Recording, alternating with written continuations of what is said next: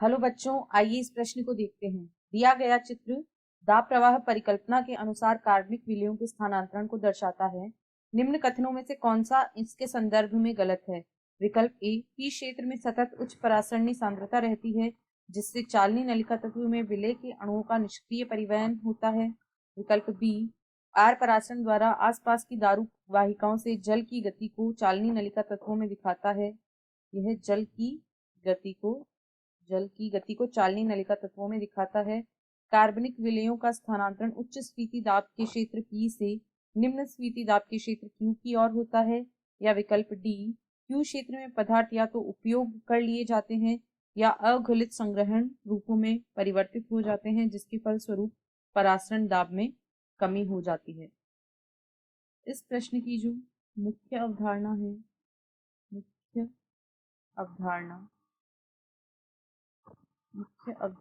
वह है दाब प्रवाह परिकल्पना। फ्लोएम द्वारा भोज्य पदार्थों के स्थानांतरण को समझाने के लिए दाब प्रवाह परिकल्पना को मंच नामक वैज्ञानिक के द्वारा प्रतिपादित किया गया। दाब प्रवाह सिद्धांत इसे मंच द्वारा प्रतिपादित किया गया। इसके अनुसार भोज्य पदार्थों का परिवहन दो पदों में होता है। सबसे पहले फ्लोएम लोडिंग की प्रक्रिया होती है। पहला पद होता है फ्लोएम लोडिंग, यानी फ्लोएम में खाद्य पदार्थों का स्थानांतरण। इसमें क्या होता है, जो स्रोत कोशिकाएं होती हैं, इनमें जो सुक्रोज उपस्थित होता है, क्योंकि ये स्रोत कोशिकाएं हैं यानी यहाँ पर भोजन निर्माण होता है, तो यहाँ से सुक्रोज पहले सह कोशिकाओं में प्रवेश करता है तथा उसके बाद सक्रिय परिवहन द्वारा यहाँ ध्यान देने योग्य बात यह है कि इसमें सक्रिय परिवहन द्वारा भोजन का स्थानांतरण चालनी नलिका में करवाया जाता है। भोजन का स्थानांतरण होता है।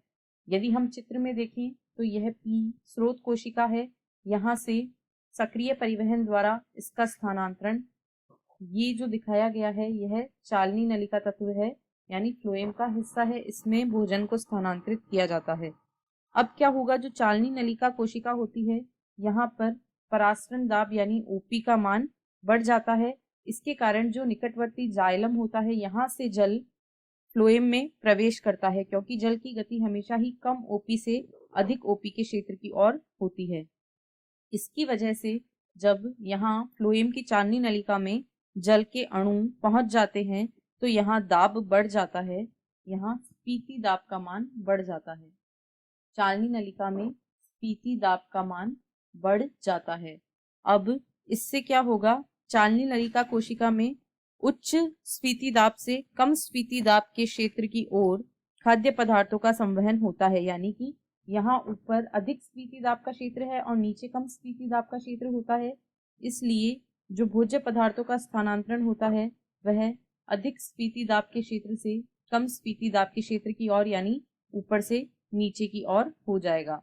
अब यह तो हमने फ्लोएम लोडिंग की प्रक्रिया पढ़ी। अब जो दूसरा पद होता है वह होता है फ्लोएम अनलोडिंग, यानी यहाँ फ्लोएम से जो भोज्य पदार्थ होंगे वो हटेंगे। अनलोडिंग का मतलब होता है उतारना या हटाना। तो फ्लोएम अनलोडिंग जो होता है वह इसका दूसरा प्रक्रम होता है। इस दौरान क्या होता है कि जो चालनी नलिका होती है वहां से एटीपी एवं वाहक प्रोटीन की सहायता से सुक्रोज को चालनी नलिका से जो सुक्रोज का स्थानांतरण हुआ था उसे पुनः सिंक कोशिकाओं या कुंड या सिंक में प्रविष्ट करवाया जाता है और इस प्रक्रिया में भी एटीपी का उपयोग होता है।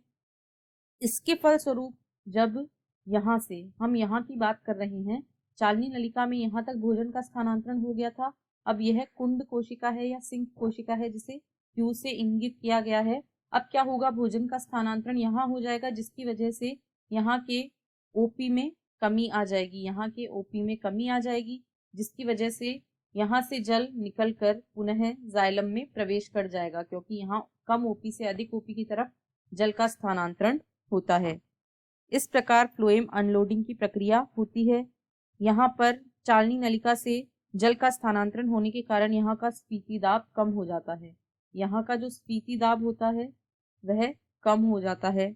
इस प्रकार हमें फ्लोएम अनलोडिंग की प्रक्रिया देखने को मिलती है और यह दाब प्रवाह परिकल्पना होती है। अब यदि हम दिए गए विकल्पों को देखें तो पी क्षेत्र में सतत उच्च परासरणी सांद्रता रहती है, यह तो सही है, जिससे चालनी नलिका तत्व में विलेय के अणुओं का निष्क्रिय परिवहन होता है, यह गलत है। यहाँ पर कौन सा परिवहन होता है, हमने अभी देखा था सक्रिय परिवहन, अतः विकल्प ए गलत है। कथन ए गलत है। बी में कहा गया है आर परासरण द्वारा आसपास की दारू वाहिकाओं से जल की गति को चालनी नलिका तत्वों में दिखाता है, तो यह बिल्कुल सही है। अभी हमने देखा कि इस क्षेत्र में जल की गति जाइलम से फ्लोएम की तरफ होती है, तो यह भी सही है। सी में कहा गया है कार्बनिक विलयों का स्थानांतरण उच्च स्फीति दाब के क्षेत्र पी से निम्न स्फीति दाब के क्षेत्र क्यू की ओर होता है। अभी हमने देखा पी से क्यू की तरफ स्थानांतरण हो रहा था, यानी यह भी सही है।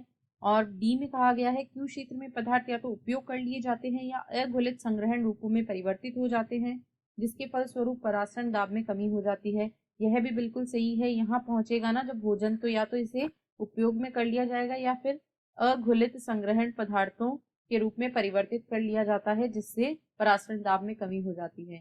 क्योंकि हमें गलत कथन चुनना है, अतः विकल्प ए इस प्रश्न का सही उत्तर होगा, क्योंकि इसमें दिया गया कथन गलत है। आशा है आपको प्रश्न समझ आया होगा। धन्यवाद।